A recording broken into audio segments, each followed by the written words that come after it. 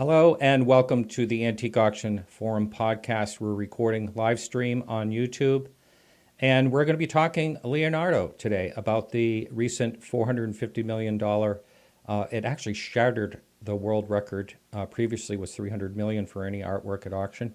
So we're going to be talking about that. And before I introduce our guest, just a little bit about the show. I started this podcast back in 2009. There are over 180 free podcasts at antiqueauctionforum.com, and you're welcome to check those out. There, you can put them on iTunes, your media player, or whatever. A lot of informational things there. My background in a nutshell, I'm a second-generation auctioneer, antique and fine art appraiser, and I've been loving what I have been doing since 1970, and that includes auctioneering, appraising estates, corporate and institutional collections, and cataloging at auction houses all around the U.S. My appraisal website is seaboardappraisals.com. Now about our guest, Martin Kemp. He is an emeritus research professor in history of art at Oxford University. He has written and broadcast extensively on imagery in art and science from the Renaissance to the present day.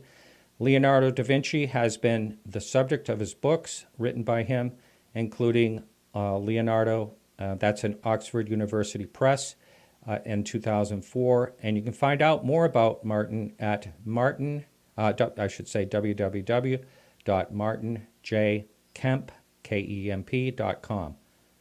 All right, so welcome to the show, Martin. Pleasure to be on. Yes, and you were on before. We talked about another discovery, which is very, I hear like it's a once in 100-year experience discovering an unknown Da Vinci. But there was actually another one floating out there. We'll talk about that later on if you want to, or any Sure. updates on that one quickly, because you were on the show about that before at one time. That's right. Yeah. So we'll talk a little bit about that later on. But for the listener, can you just let us know how you got interested in the subject of Da Vinci? In the beginning? Yeah, it was kind of accidental in a way. I didn't study him when I was doing postgraduate studies in any detail. I thought he looked big and difficult. And it was a kind of accident. A young TV producer training with the BBC was going to do his diploma program, not to be transmitted, but just as a graduation program, as it were. And he chose to do it on Leonardo's water drawings. And clearly he went to the big people like Ernst Gombrich and John Shearman, who I was a student of, and they weren't going to do a program that wasn't to be transmitted. And somewhere along the line, they came to me and they said, would you help? And I said, yes, not knowing even vaguely how I was going to do that. And Ernst Gombrich lent us his then unpublished paper on the form of movement in air and water, looking at all the vortex configurations and all these exciting drawings. And reading the Gombrich paper, I thought, I know what's happening here. I felt like I was coming home in a way, that my background in natural sciences at least meant that I had some feeling and sense of what was happening in such things. And I did a bit of geology also at Cambridge, so it just seemed to make sense. And having worked on that program on the Leonardo drawings of water, I don't know why they chose that. I thought, where do I begin with Leonardo? I was mainly natural sciences, so I started looking at the anatomy.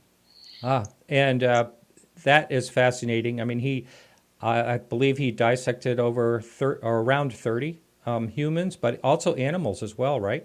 Yeah, the Leonardo later in life, when he was in the French court, he was visited by the Cardinal of Aragon's visiting party, and the secretary, Antonio de Beatis, looked at what Leonardo had with him, including anatomical drawings, and Leonardo claimed to have dissected large numbers of bodies. I think he rolled in that a lot of animal dissections, so I don't think we can literally take it that he dissected large numbers of human bodies. Human material was very rare, difficult to come by. You had to have special protocols, and I don't think he did many full human dissections, but animals were thought to be differently arranged, but essentially the same. And he dissected horses and oxen and other animals.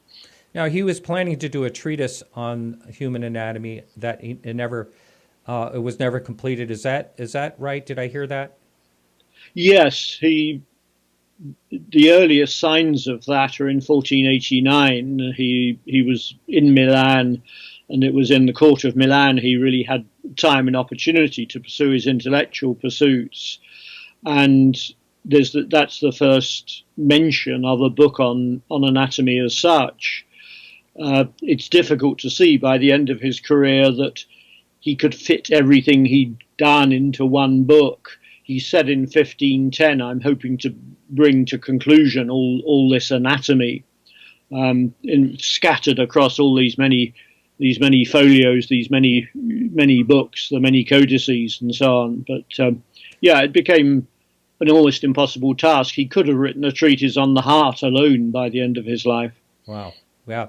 Now, how much of that part of what he was doing had to do with artwork? Did he want to, basically understand the human body and how it works as far as his paintings and artwork? His predecessors in Florence, Antonio Pagliolo, Verrocchio, his master, Michelangelo to a degree, they concentrated on what lay under the surface of the flesh, that's to say the muscles and the bones, and they were interested in the structure and the movement. Where Leonardo departs is he looks for deeper causes. He wants to know, how does the brain work? How does the eye see? How does the circulation, or not circulation, but how does the movement of the blood work? So he saw that not literally serving painting in that very obvious way of saying, I can portray a figure much better if I know where the muscles are.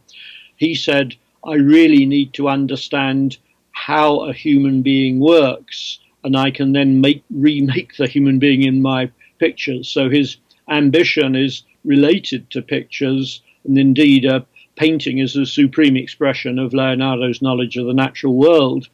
But it's not functional in that more obvious sense. He's going into very deep-lying causes as to how a human being operates. Wow. Yeah, interesting. So getting on to our topic today, what was a painting titled Salvator Mundi, Savior of the World, I believe that's what it translates to, or close to it, right? Yes, indeed, though Leonardo, as we will see, transforms it into something slightly different. Well, I want to read quickly an excerpt from an article in the New Orleans Advocate. Quote, the painting was sold again in 1958. Then it was acquired in 2005, badly damaged and partly painted over by a consortium of art dealers who paid less than $10,000, 84.45 euros at an auction house in Louisiana, unquote. Now, why is most of the press, not that it matters any, but why is most of the press saying that this was bought at an estate sale and not an auction? Do you have any idea?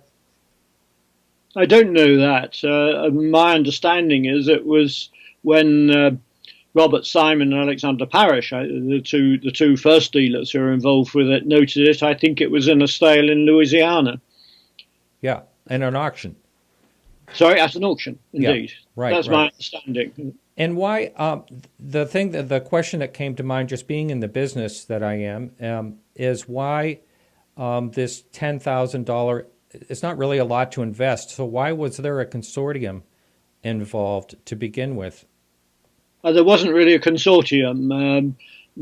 Auctioneers now, as you will know, spend a lot of time combing catalogues online, auction catalogues, and they do that for the smaller auctions, and they often bid without seeing the object if it's not going to be too expensive, and they think it's worth a punt, as they say. And they knew each other, but they both noticed it independently and exchanged views on it. And although it looked pretty terrible, it looked like what I described as a drug-crazed hippie at that point. It was heavily overpainted. It was clearly fairly old. It was painted on walnut panel. Therefore, they thought, well, there are lots of versions of the Salvator Mundi. This is at least an old one. Let's have a go at it. If it proves not to be very much, then in terms of the prices of old master paintings, they were not going up very high in the scale of things. Could you hold on just a minute? My front door is can we just break for a moment? Sure. Yeah, we are live, so sure, go ahead. A man has got all my doors, front and back doors, off the hinges at the moment, fitting draft Okay. in. All right, that's fine. Yeah. All right. So I'll talk a little bit. So this painting, it's one of these things where if you saw this in an auction, I'm sure a lot of people are kicking themselves because the payday of this thing ended up being a world record, $450 million, which is quite amazing. And it just, one of the questions I'll be asking, how many hands did this actually slip through by the time it actually hit the auction block on, I think it was November 15th. I also want to find out, there's a lot of speculation about who bought this. And just today in the New York Times, there was an article about trying to root out who the buyer was of this. We'll be talking about that and a lot more. And he's back. So, Martin, so did you have any more continuation of what you were talking about, or you want to keep moving on here? Yes, basically they bought it at that price, and it was taken back to New York and was put in Robert Simon's hands, and it was he who then instigated the research and the cleaning of the picture, the restoration of it. Now, I have up on the screen right now some restoration images, and I guess the question I want to ask, and I'm sure you've answered this a number of times, but how far into the restoration process did all of a sudden the light come on that, I think we really have something here? Yeah, I think it was pretty early. Robert Simon took it to the Modestinis and the husband and wife, and Diane, who he was about 90, but Diane was actively involved still in conserving. And he took it across New York in a bin liner, believe it or not.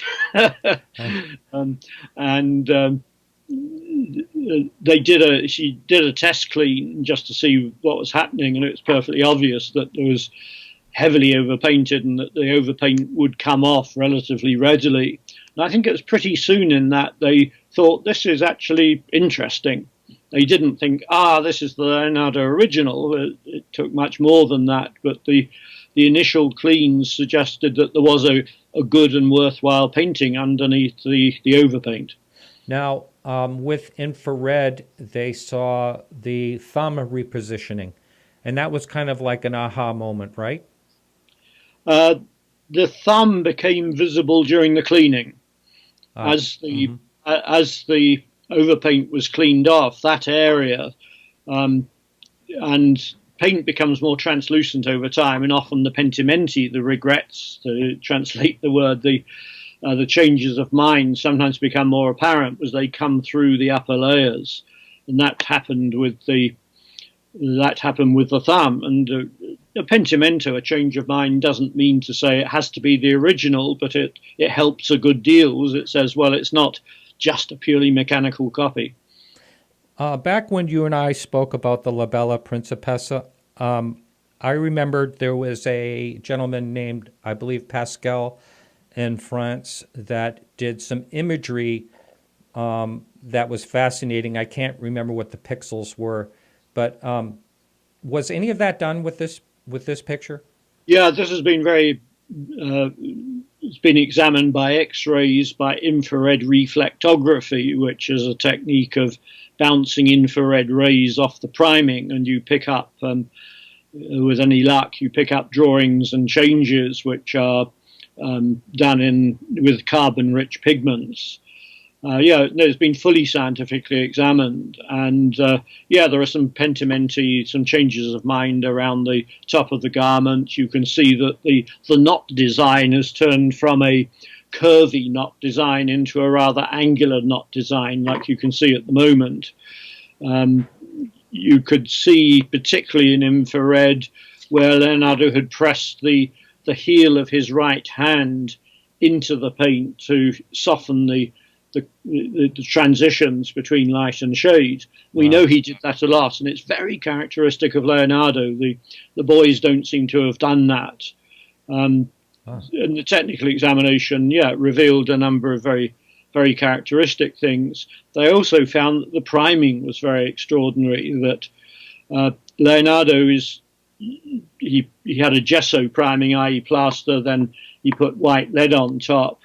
And unusually, Leonardo sometimes tinted selected areas or the whole of the areas, depending on what colour was going to go on top. And in this case, it seems that he ground some glass up and put it in these priming layers, which presumably was intended to give a kind of radiance to the picture. So that very eccentric technical experimentation, which almost differs from picture to picture, is again very characteristic of Leonardo, and the followers and studio were more conservative in that respect. Now, I wonder why he chose a panel that had a knot in it, which later caused the crack. And luckily around the face, it didn't go through the face. It's a walnut panel, and he liked walnut panels for these smaller scale pictures. It's obviously he felt that it was a good surface to paint on, and I think he obviously wouldn't have been aware that it was going to warp and crack in that way. And indeed, I think if it had been kept in better conditions, one imagines it had been badly affected by an environment with huge changes of humidity. It was certainly in Britain for some time, and surviving in the British climate of humidity changes is rather different from surviving in Italy. Right. Now, about the rest, since we're kind of talking about the restoration part of this, there's talk about only 20% or so of this painting is original, and the rest is basically in painting in the restoration. So, and I know very, very well done. But in your opinion, at what point does a masterpiece not become, considered the work of an old master? Well, first of all, the 20% is absolutely 100% misleading. Okay. If you say how much survives of the Leonardo surface in its absolutely pristine condition, then you might get down to that kind of level.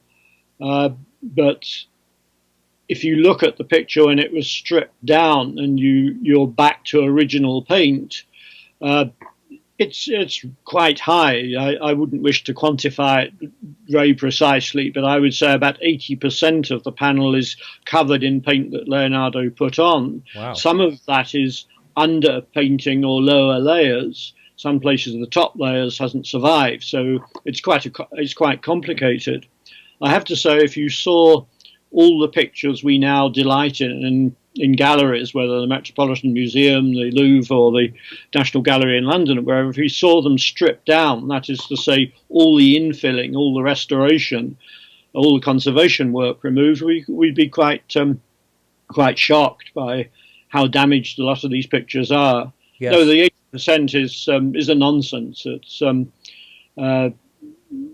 if it was literally 80%, if you stripped off all the overpainting, you would only have 20% of the panel covered in paint, and that's absolutely not the case. I see. So that is misleading in a lot of the articles that you see out there. So I'm glad you cleared that up. Yeah, people cite this. It's sloppy, and journalists who are looking for sensations tend to be rather sloppy, and they pick up that figure as if it's got some authority, and I don't know where it came from, but as we know, fake news gets repeated. That's right. So the question I have about this thing was lost in time a couple of times in a couple of different stretches. How does something like that happen? Well, if you look at the Leonardo paintings, there is only one painting which has got an absolutely continuous provenance. That's to say, the history of its ownership, and that's the Last Supper. and that's on a wall, so Uh, it's not going to get lost probably unless it was covered up. But anyway, it's only the Last Supper. The Mona Lisa has gaps in its history. We don't know how it got into Francis I's collection. It was in Fontainebleau by 1550, but Leonardo died in 1519, so there are gaps in the provenance. And the Cecilia Gallerani, the wonderful painting of the lady with the ermine in Krakow, that really appeared in the 19th century. really? Wow. The Benoit Madonna in the Hermitage appeared early 20th century. So things disappear. They get neglected. They get overpainted, or they're in obscure collections which haven't been visited by people who are recording the works of art or whatever. It's common enough. You just mentioned the painting, and I forget what the animal's called. It looks like a ferret. What's that? It's an ermine. It's an oversized ermine. The ermine is a symbol of purity and moderation. That's actually that's my favorite painting. Oh, it's beautiful. Yeah. Yeah, it's just wonderful. But okay, back to this one. So this was lost. There is a picture. I believe it's 1908 or something like that, and that was the last time it had surfaced. Is that correct? And then it became lost from there for a while. Yeah, but there's a question of the earlier provenance, and I'm right with Robert Simon, who's the prime discoverer of the picture, and Margaret Delaval, one of my former students, who are writing a book on it. And Margaret Delaval has got a lot of the provenance of it when it was in the collections of Charles I in the interregnum after Charles I had been beheaded, and Charles II and then the Duke of Buckingham. So she's got a bit of the middle of the provenance, as it were. Getting it from Leonardo to that point, there's a gap, and then there's a gap when it appears in the Cook collection. And Cook was a major English collector, particularly collected Italian paintings. This was late 19th, early 20th century, and it was in his collection. And by that time, it was obviously not in good condition, and it was described as Boltraffio or School of Boltraffio. Boltraffio was a Leonardo pupil. So it was known to be in that collection, and it was sold in the 1940s. So one of the last dribs and drabs of things to be sold from the Cook collection. And wasn't it at a sum, or am I thinking of a later in 1958, something like 45? That's right. Yeah. It was sold for some pretty derisory sum. And if you'd seen there was a black and white photograph of it when it was in the Cook collection, and it looked awful. Yeah, there was a beard added, like a little mustache, and right. Yeah. There's a droopy beard, and the eyes look completely glazed, as if somebody's been sniffing noxious substances.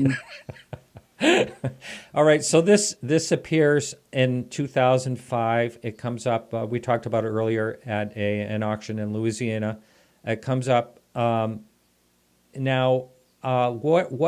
What happens then, and how many hands does it go through before it actually hits the auction block?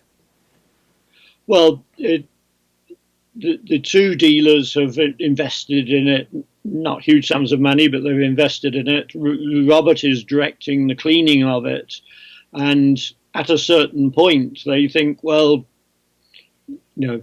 this is actually the real thing. They've got the pentimento, they've got the scientific examination, they've seen this absolutely wonderful handling. The best preserved bits of the picture are just spectacular.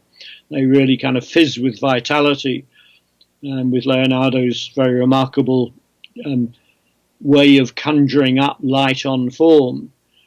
And it then becomes caught up in what to do with it. They need to get it out into the public domain, and the National Gallery in London is devising its show of Leonardo at the Court of Milan.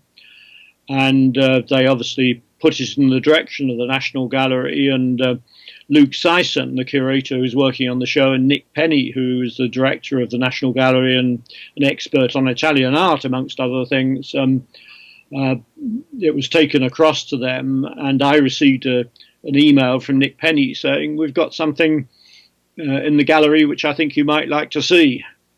And I went up to the gallery in London. Pietro Marani, the great Leonardo scholar from Milan, was there. Maria Teresa Fiorio, the superintendente, the superintendent of Milanese paintings, was there, and Carmen Bambach from the great expert on Leonardo drawings was there from the Metropolitan, and we saw it in the conservation studios beside the Virgin of the Rocks, which was being considered for cleaning in advance of the show.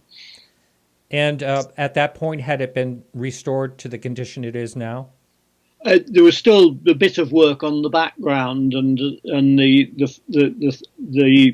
second thumb, as it were, the change of position of the thumb, hadn't at that point, as I recall, been painted over.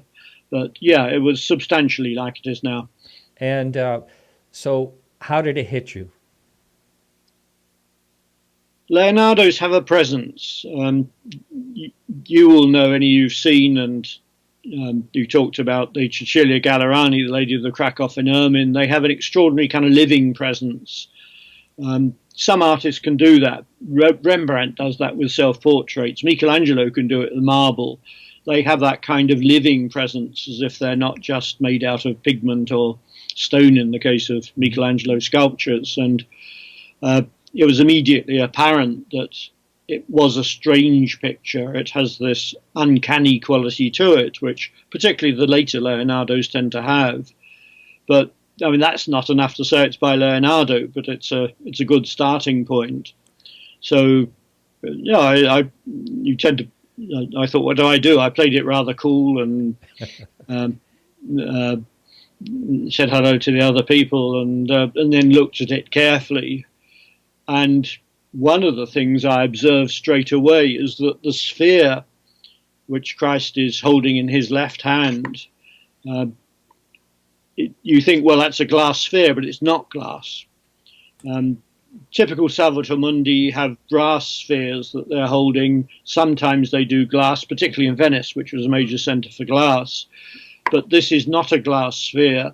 I could see that it was full of little gaps, or not exactly bubbles in the case of having glass, but there are little internal marks in the sphere.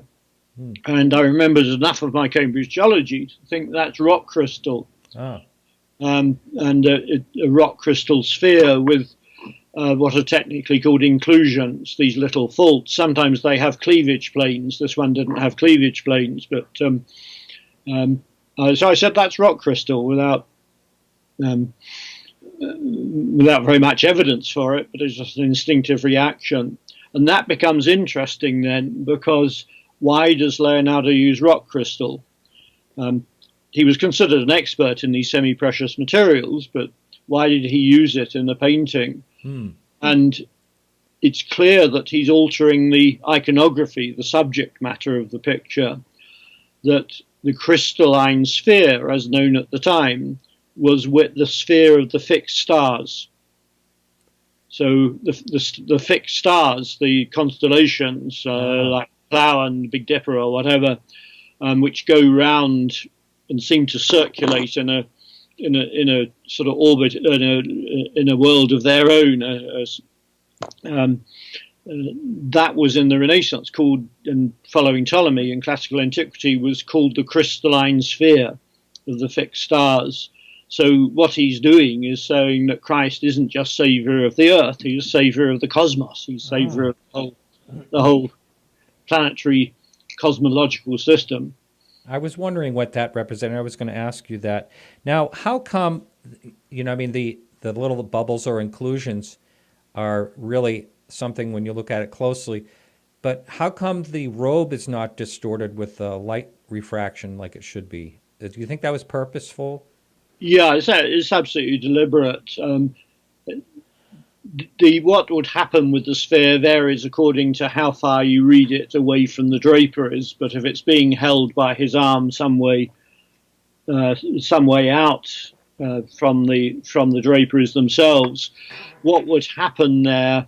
You'd really need to do a careful experiment. You get you get inversion and a lot of very strong curvilinear distortion. Now, Leonardo is not going to do that. It's going to dominate the whole picture and make it look very peculiar. Yeah, it would draw your eye to it, wouldn't it? Yeah, he wouldn't, for instance, in the baptism of Christ, show Christ's legs as refracted in water, and no artist would do that.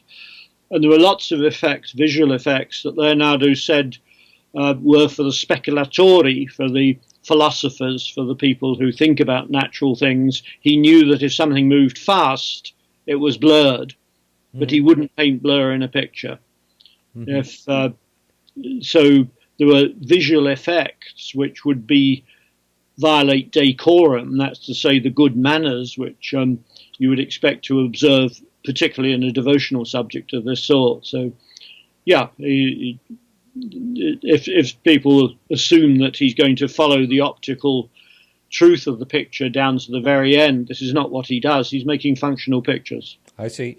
Now, let's talk about the emotional part of this painting, because I think that's really interesting. There's a video that shows, people looking at it for the first time. Did you feel as though this painting also had an emotional quality when you saw it in person?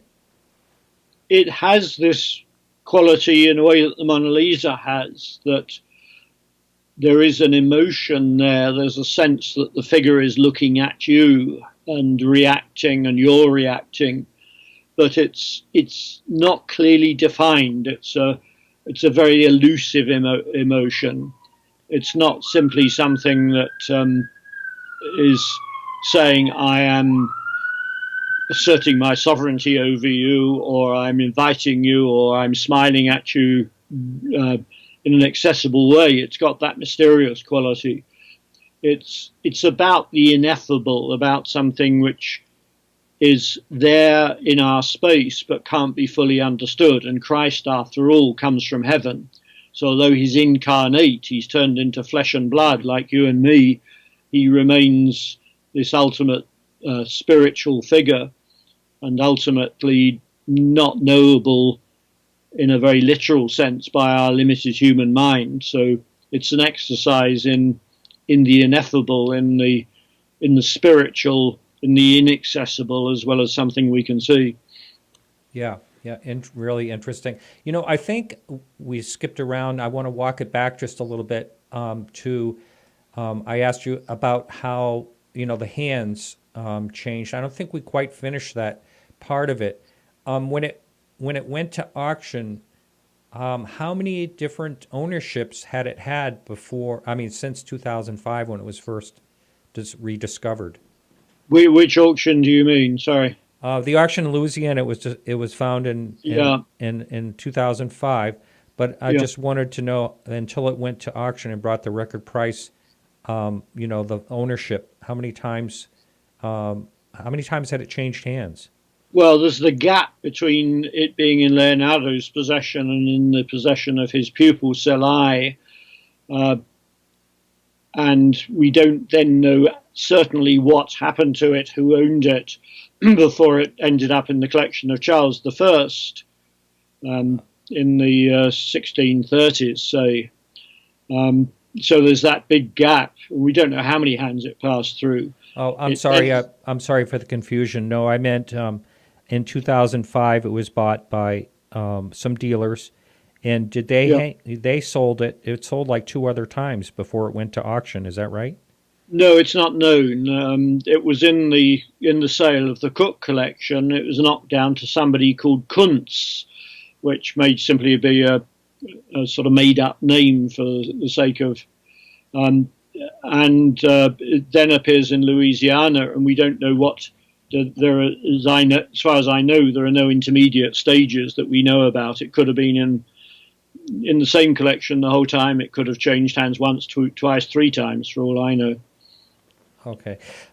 Now, there is always, when it comes to Da Vinci, there's always conspiracies. Dan Brown, I think, may have helped that along in his books. What have you heard about conspiracies? I'm sure you've been contacted about this piece.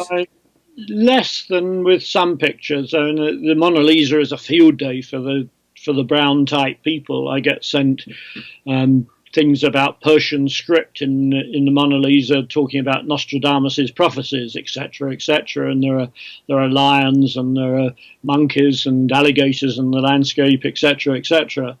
There's less of that, but I've been sent things about using mirroring techniques to compare the sides of the face and to come up with elaborate conclusions about psychological mysteries or statements about the duality of the human condition and so on. But so far, all hot up. So far, I've had relatively fewer of conspiracy theories than I might expect. But no doubt it takes some time for the secrets, in inverted commas, to emerge. Yeah, I figured someone would read something in the embroidery work or something like that. They haven't done so far. Yeah, the knot pattern is interesting. It's almost certainly post-Venice, because in earlier Leonardo knot patterns, he was interested in these curving shapes. And in Venice, he saw Islamic patterns. He was in Venice briefly in 1500. After Milan, and the pattern on the stoles, on the bands across his chest, these are essentially Islamic rectilinear patterns. So the picture, it's being painted after 1500. All right. So we're going to be talking in a little bit about the auction, what happened at auction, about the rumored buyer, where it may end up, all that. But before that, let's talk about the authentication of this painting. And I know there's an art critic named Jerry Saltz. He has a lot to say. Was this a difficult piece? Is it still ongoing as far as the authenticity of this? And does the huge price tag play into what's happening as far as that discussion goes? Yeah, what happened was that it was handled initially very sensibly. It was shown to a number of Leonardo specialists privately to give them a chance to examine it and so on. And the majority of Leonardo specialists accepted it. Frank Zollner didn't, but he was in Germany and hadn't seen the original, but now he has. And the objections have come from people who don't understand Leonardo, don't understand Renaissance painting, don't understand the rules that pertain, and got column inches by rubbishing something which went for £450 million. So there's a very strange dynamic. It absolutely wasn't heavily questioned by Leonardo experts, apart from Carlo Pedretti, who has never seen it and seems not to be aware of it in its post-restoration form. But no, there are a number of critics got good column inches by saying very silly things. Now, there's so many similar copies made of this piece. At one time, there was an example that was thought to be by Leonardo, and the question I have for you, was this like the school of Leonardo? I mean, who are copying these pieces to begin with? Yeah. Leonardo is massively copied. Even the Mona Lisa, which is a portrait of a private person, was copied a lot relatively early. The devotional pictures were copied both in the studio. The studio boys used the resources in the studio for producing additional Madonnas and so on. And Leonardo was a brand. In Milan, he was very much copied. There were people who turned out Leonardo-like paintings, and I think Robert Simon has been sort of logging up these, and at one point he was over 40 copies. The one which was probably the most striking was formerly in the Degani collection and owned by the Countess de Behag before that. Rather a striking picture which an American scholar claimed was the original for a whole series of reasons. It's not the original. The technical examination reveals an underdrawing not like Leonardo. The anatomical feeling of the hand isn't very good, etc., etc. But that was the highest quality one. It never got big acceptance amongst Leonardo scholars, or more generally in the world of art history. So there was one prime version, but it didn't shape up as the original. I see. Now, what about Leonardo's religious views, and how does this painting of Christ fit in with that? Yeah, can I interrupt just again? The man doing my door is about to go, and I need to pay him. Sorry Okay, about this. that's okay. All right. So again, this is live, so we have to move on here. And the one of the questions I was thinking about asking him is the fresco of the Last Supper. I can recall it seemed like only 20 or 25 years ago when they were restoring that, and it was a major restoration. And now I see recent images of it, and it looks like it is in total disrepair, like it needs restoration again. So that's a question I had, wondering how this happened. Also, another thing is in the Florence Town Hall, there's a question whether there's a hidden Leonardo behind one of the walls that were constructed. Oh, you're back already. Okay. Yeah. They've been had my doors back and front off the hinges to fit draft excluders, much needed in this weather. And being an old house, it's taken twice as long as expected. And you're right. You're in England. Where are you in England? I'm in Woodstock, which is 10 miles northwest of Oxford, and on the edge of Blenheim Park, Blenheim Palace. Ah, I see. Okay. So we were talking about religious beliefs, and how that fit in with the narrative of this painting. Yeah. The first thing to say is that the idea that Leonardo is some kind of heretic and he espouses that St. John is more important than Christ, there is absolutely no evidence of that at all. And all this sort of Dan Brown stuff, which has become very popular as Leonardo as a heretic, as not believing in Christ, etc. There is no evidence for that within Leonardo's work at all. It's a fantasy imposed from outside. And Leonardo basically believed there was a God. Nature told him that the perfection of natural forms, the perfection with which forms are made in relation to the natural laws, declared that there must be a maker. Somebody had made the clockwork, as it were, and wound up the heavens and designed the whole machinery of the heavens and the whole business of how nature performs with its manifest perfection, as Leonardo saw it. So there is this figure. What he doesn't do, and this is a perfectly respectable philosophical stance, is to say, I can study and define this figure. He says, I can see God at work in the earth. I can see God's presence, but I cannot even begin to understand the nature of this sublime, ineffable, infinite being. And Christ, as his son, partook in that, even though he was incarnate, he was embodied in flesh. It's a doctrine of double truth. You say, well, there's a truth that we can encompass in our human minds, what we can see in nature, how we can observe God's handiwork. But there's a second truth, which is the truth of revelation, the truth of the holy books. And he says at one point, let be the holy books because they are the supreme truth. So he's not going to spend a lot of time discussing who is God and what is the nature of God. He says that is futile. All we can do is to understand God in terms of our life on earth and what we can see around us. I see.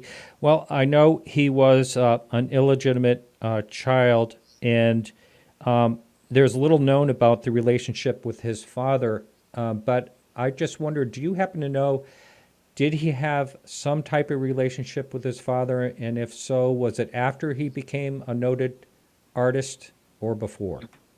No, we know much more about this in the book which I wrote with Giuseppe Palanti, who's a specialist in Italian archival work. We found out a good deal extra about Leonardo, including that his mother almost certainly was a 15-year-old orphan peasant girl. Leonardo's father, the family, the da Vinci family, they were landowners and notaries. Leonardo's grandfather, who brought him up, stayed in Vinci and didn't work as a notary. He looked after the properties and so on. Leonardo's father, a young man, made his way in Florence and became a very important lawyer. And while he was back on a summer's afternoon, fathered this child with this very vulnerable 15-year-old peasant girl called Caterina.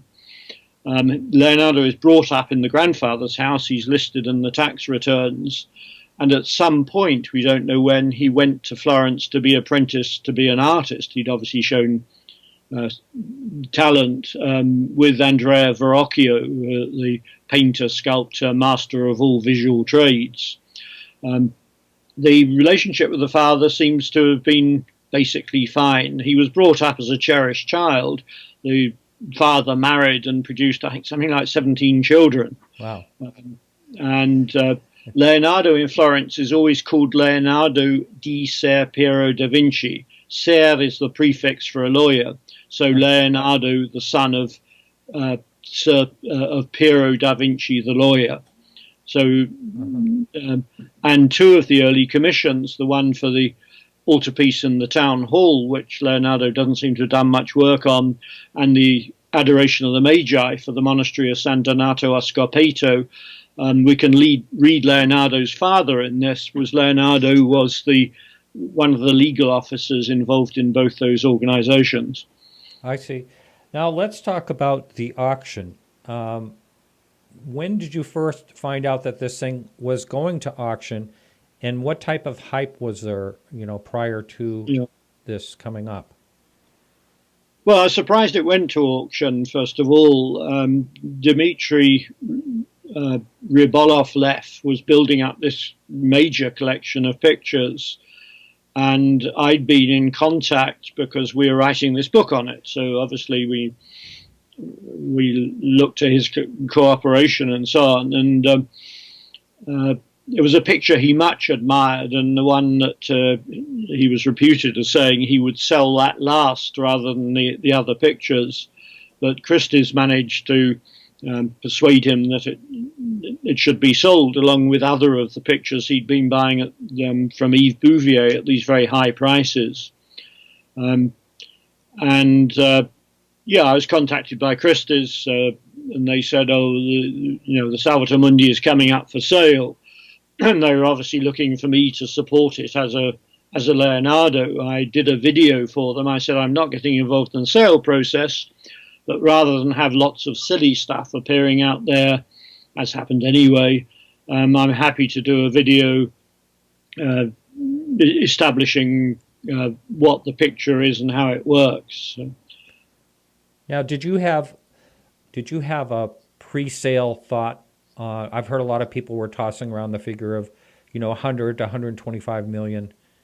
Did you have any type of thought as far as numbers go? Is that not your thing? Well, what happens, I'm not an expert on sale prices, and indeed with Leonardo, nobody was an expert on the sale prices. That's right, yeah. There was a guarantee of $100 million on it, which meant that Sotheby's had got some backer to say, at the end of the day, we will take it off you for $100 million. It may have been one of the people who was actually bidding.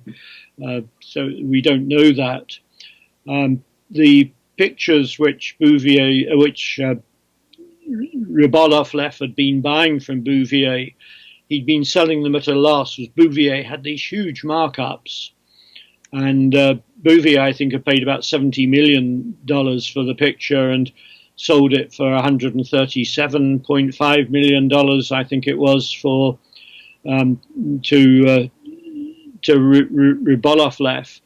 And I thought, well, it's going to struggle to make $100 million, which of course is enormous money by your and my terms, but nonetheless, he'd been selling it at a loss. So I went to bed. It was night being auctioned at night time in Britain. I went to bed and I thought I can find out about it in the morning. And at 2 o'clock in the morning, my phone begins ringing and my emails start going ping, ping, ping in the computer. And so I then heard that it had gone for 450 million. And of course, the media were then on to me. So I did for the whole of the next day. I think I didn't have any breakfast. I had a bit of lunch and I was going around the studios dealing with media inquiries and so on. It's completely balmy. Yeah. Now, what is this? How does this affect the art world and the auction world? Do you think there is an effect as far as people getting involved in bidding with this? I know these don't come up, but the magnitude of something like this? In a sense, it's a one-off. I mean, Leonardo writes his own rules. He is, in terms of world culture, he's a unique figure. Bigger than Michelangelo, Dante, whoever you want to name. As being in the Leonardo business, I know how extraordinary it is and how he transcends time, geography, categories of people, etc. So extrapolating from this sale into the art market more broadly is going to be dangerous, but it does provide a marker. It means that a picture can be worth that amount of money. But it doesn't mean to say that there's going to be a sudden rush to pay prices for these things. It requires something exceptional to go beyond the world record price to that degree. Leonardo paintings are very rare, and the number in private captivity, as it were, even rarer. So I think it was a one-off. Someone asked me at one point, what would happen to the Mona Lisa? What would it sell for? And that would be wild speculation. I'm sure it would be in the billions, but who knows? It'd be the first billion-dollar picture, yeah. Yeah. Now, and a bourgeois Florentine woman. It's amazing, isn't it? Oh, yeah. Now, the buyer. There's speculation about the buyer, and that was, tight-lipped. And I know how auction galleries, I'm sure, sign something like a non-disclosure. They will not disclose who the buyer is. I know that even in the middle of last night, an article came out in the New York Times about trying to root out the buyer and speculation of the Crown Prince and all that. Have you been following this? Yes, I have. Not least my former students and various other people keep me up to date with what the New Yorker is saying. The first report in the New Yorker was that it had been bought by Prince Bader, or Bader, I don't know how you properly pronounce him, al-Saud, who is one of the lesser princes, younger, obviously. Looks rather trendy, as some of the younger Saudi princes are. And it was he who the New York Times, I think correctly, identified as the person who was actually on the other end of the phone bidding. And he'd only declared an interest a day before, apparently. And so Christie's had to do some rather rapid due diligence to find out that he wasn't a chancer, that he was actually up to that kind of money. The second of the revelations was based upon something from US security, who monitor all these people, and said that it was the Crown Prince, who is a friend of Prince Bader, who was actually the person trying to obtain the picture, that Prince Bader was a proxy. I have no way of knowing if this is right, but it sounds plausible. And Christie's tweeted saying it's going to Louvre Abu Dhabi. Right. Going to go on loan there, which I hope is right, because it's a public collection. I was there at the opening and I did some work for Louvre Abu Dhabi. It's a great, great building, and the Leonardo La Belle Ferronnière from the Louvre is already there. So I hope that bit of the story is right, and I'm take it as plausible that it's the Crown Prince who has bought this, and his young friend acted as a proxy to kind of keep the heat off the Crown Prince, as it were. Yes, I think that's what I've been following too. Now, I was going to ask you, but hopefully this will go into a museum one way or another, because when someone steps up like this and buys such an important piece, I think it's a tragedy to be kept away from the public. And there's really nothing. People fight with their money when it comes to things like this. There's no way to stop it going back into a private collection and hidden away. Yeah, well, even if it's in Louvre Abu Dhabi, with the understanding we've now got, it will be on loan. So there's no guarantee it's not going to be sold on again. The problem for an institution is that it's quite outside even the Getty in California. It's outside what their purchase power is.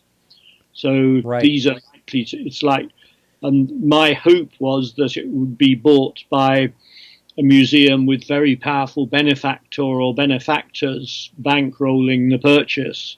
This is the next best thing. It's somebody who does seem to be willing to share it. It's interesting because, of course, he's a Saudi prince, Saudi Arabia, and not part of the United Arab Emirates, of which Abu Dhabi is part.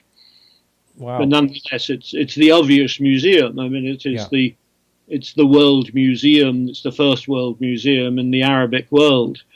And it has spectacular loans from the Louvre. So within that Arab context of the Arab Emirates, the Arab principalities and kingdoms, it's the best place for it. Yes, and I know that a lot of buyers of the major artworks that have come up in the last few years, world record prices, has been Saudi buyers. And hopefully some of those works will be displayed as well. Yes, they're buying into Western culture. The big purchases, I'm not an expert on the art market, you know it better than I, but the Russians obviously have been buying large. The Chinese to a degree, but they're only dipping their toes into old master paintings, as I understand it, and the Saudis, who are much more alert to the history of Western culture. Okay. Now I'm going to skip around a little bit here. This has all been really fascinating. As far as Leonardo choosing his narratives for a painting, do you know how he'd go about doing that? Because I think, how many paintings, I don't want to skip around too much, but the known paintings that he did, there's not too many, right? There's about 20 if you include ones which are substantially Leonardo, but all produced directly under his command. Yeah, but it's a smallish number. This includes ones that can be identified early on. He was doing in Verrocchio Studio. So I suppose if you want copper-bottomed, mature, wholly painted by Leonardo, I haven't done a count, but my guess is it would be about 15, 16.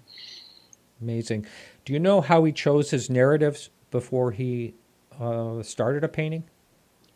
The subject matters, they vary. An altarpiece, for instance, the ones he's commissioned early on in Florence during the first phase of his career for the council hall, the council building in Florence, and for the monastery of San Donato a Scopeto, those would have been given to him. One was a Madonna and Child, and the other was an Adoration, so they'd be given to him. The Last Supper, for instance, that's an appropriate picture for a refectory where the monks eat, and it's about bread and wine after all, so that again would have been required. A portrait like Mona Lisa would be, there'd be a request from Francesco del Giocondo in this case for Leonardo to do the picture, and Francesco del Giocondo and Leonardo's father were in close contact. Leonardo's father acted as a lawyer for Francesco del Giocondo. But Leonardo also did what we would call off-the-peg pictures. He writes to the King of France, or one of his intermediaries writes to the King of France at one stage saying, "I'm coming to see His Most Gracious Majesty, and I'm bringing 2 Madonnas of different sizes, or I will paint something as the King pleases." So the smaller scale devotional pictures could be done speculatively. The Salvator Mundi is not very small scale, but it's not a big altarpiece. So either somebody said, I wish you to paint a picture of the Salvator Mundi for me, or he undertook it as an off-the-peg picture. It's an unusual subject for Leonardo. It's not simply a Madonna and Child, so I suspect that it is the result of a patron saying, please do an image of the Salvator Mundi for me. I see. Now, when you were up checking about your door being fitted in there, I mentioned the Last Supper. I've noticed from recent images that it looks in pretty rough shape, and I do remember it didn't seem like that many years ago it was undergoing restoration. Do you know what's going on with that? Well, the Last Supper's had a very fraught history. Leonardo painted on the wall as if it was a panel. He primed it with white lead, which is impervious to water and therefore doesn't let the wall breathe. He then used egg tempera, binding the pictures with egg rather than the normal fresco medium, painting in wet plaster. And it deteriorated rather rapidly, and there have been successive campaigns to restore it. There were big restorations before and after the Second World War. The refectory was bombed in the Second World War, and the picture barely survived. And then there was, I think it's something like 12 years plus of restorations conducted in the late 20th century, which aimed to strip off all the overpaint and all the infilling, and then to fill it in judiciously to make the picture work.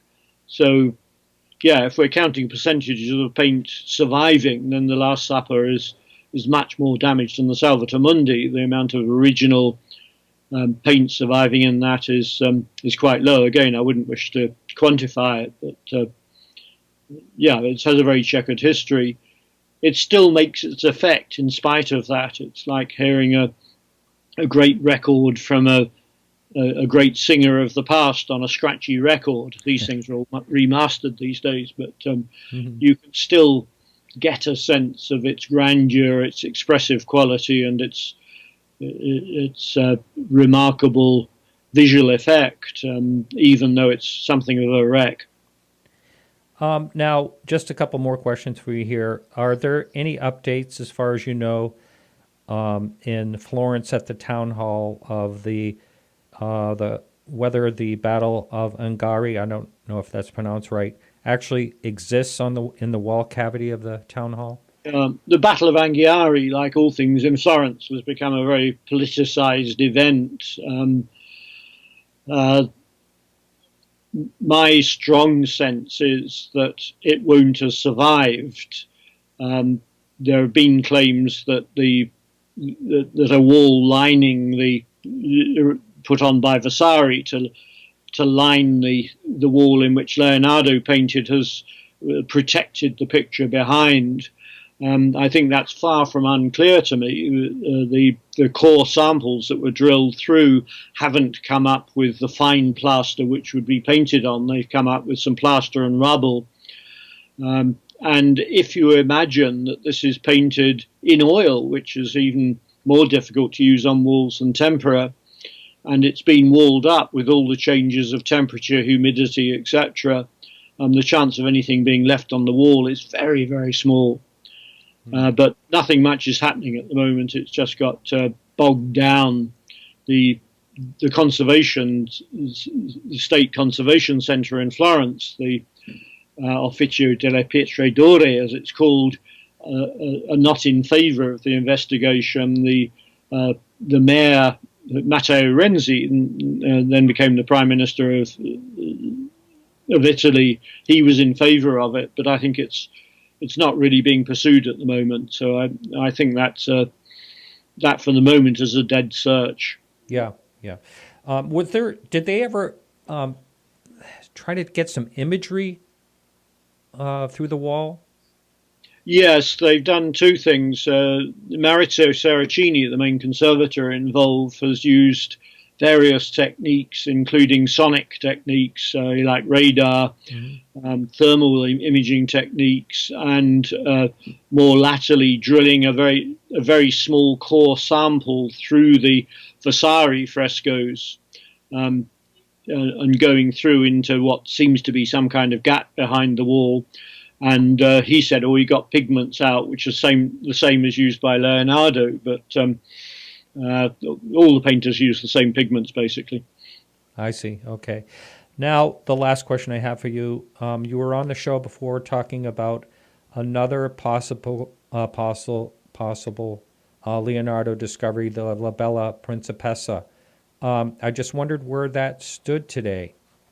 Yeah, it stands much as it is. It's in a kind of limbo. The problem was that compared with the Salvator Mundi, which was introduced to Leonardo scholars, and we had time to digest it and research it, etc., that was leaked prematurely to the press, which puts up the backs of the art world. They'd rather know about what's happening.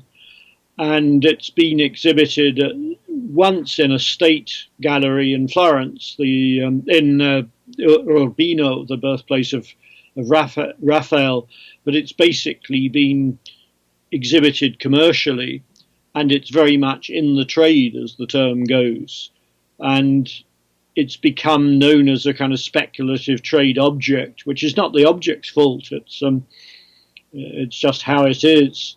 So the difference in handling between the Salvator Mundi and the Bella Principessa, the portrait of Bianca Sforza, as it almost certainly is, that's accounted for the public reception. Most art historians haven't seen it.